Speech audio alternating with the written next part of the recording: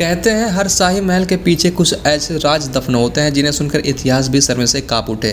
जी हाँ दोस्तों, मुगल साम्राज्य की एक ऐसी कहानी जहाँ एक बादशाह ने अपनी बेटी से विवाह करने की कसम खाई थी। क्या ये सच है या फिर सदियों से चली आ रही एक झूठी अफवाह? चलिए जानते हैं जहांआरा बेगम और शाहजहां की उस छुपी हुई दास्तां का सच। वीडियो को लाइक कर देना, चैनल को सब्सक्राइब कर देना। साल था 1631 ईस्वी। शाहजहां की आंखों के सामने उनकी प्रिय पत्नी मुमताज महल अपने 14वें बच्चे को जन्म देते हुए दम तोड़ गई। कहते हैं उस पल शाहजहां के दिल में भी मुमताज के साथ दफन हो गया। वो महीनों तक किसी से नहीं बोला। राज्य के सारे कामकाज ठप पड़ गए। इसी बीच उनकी 17 साल की बेटी जहांआरा बेगम उनके पास आई और बोली, अब्बा जान, अगर आप टूट जाएंगे तो पूरा राज्य बिखर जाएगा। शाहजहां ने देखा उसकी बेटी में उन्हें मुमताज की परछाई दिखने लगी और यही वो पल था जब जहांआरा की जिंदगी हमेशा के लिए बदल गई। मुमताज की मौत के बाद शाहजहां ने जहांआरा को शाही हरम की मुखिया और घराने का प्रमुख बना दिया। उन्हें मिला खिताब पादशाह बेगम, यानी अब महल में उनकी हैसियत सबसे ऊंची थी। वह तय करती हैं कि बादशाह कौन किससे कम मिल सकता है। शादी विवाह का सब कुछ रूपरेखा वही तय करती और यहाँ तक कि शाहजहां के निजी फैसलों में भी उसकी राय ली जाती थी। इतना अधिकार, इतना प्रभाव शायद ही किसी महिला को आज के दौर तक मिला था। और यहीं से शुरू हुई दरबार की फुसफुसाहट। दिल्ली के बाजार में बातें फैलने लगी। बादशाह अपनी बेटी के बिना एक पल नहीं रहता। वो उसे हीरे, मोती और महलों से सजाता है। इन कानाफूसियों को हवा दी एक फ्रांसीसी यात्री फ्रांसवा बर्नियर, जो 1658 से लेकर 1669 ईस्वी तक भारत में रहा। और उसने लिखा कि दिल्ली में लोग शाहजहां और जहांआरा के बीच नाजायज रिश्तों का फुसफुसाहट करते हैं। कुछ ने तो यह भी कह दिया शाहजहां अपनी बेटी से विवाह करना चाहता है। ये कहानी यूरोप तक गूंज गई।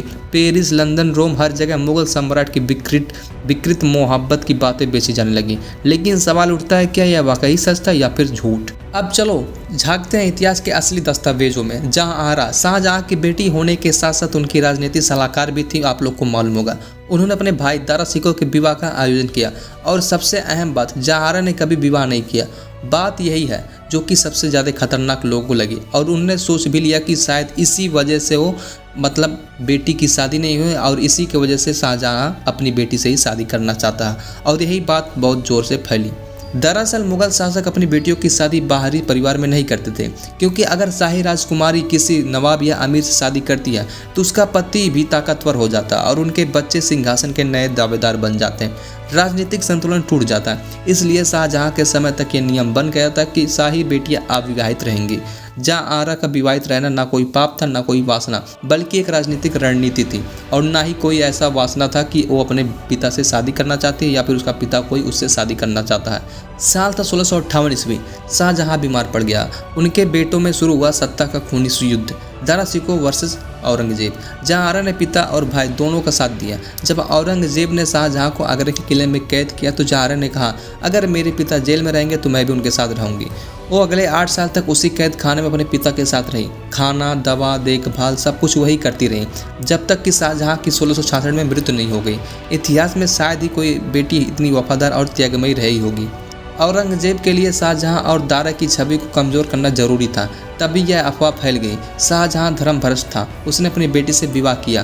कुछ विदेशी लेखकों ने इसे सच मान लिया, क्योंकि वे मुगल हरम की राजनीति को समझ ही नहीं पाए।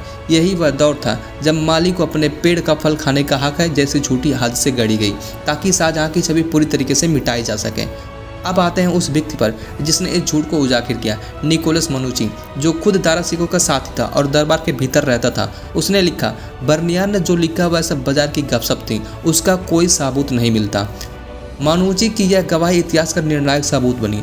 आधुनिक इतिहासकारों ने भी यही माना। शाहजहां और जहांआरा के अवैध संबंधों का कहानी पूरी तरीके से झूठी कहा गया।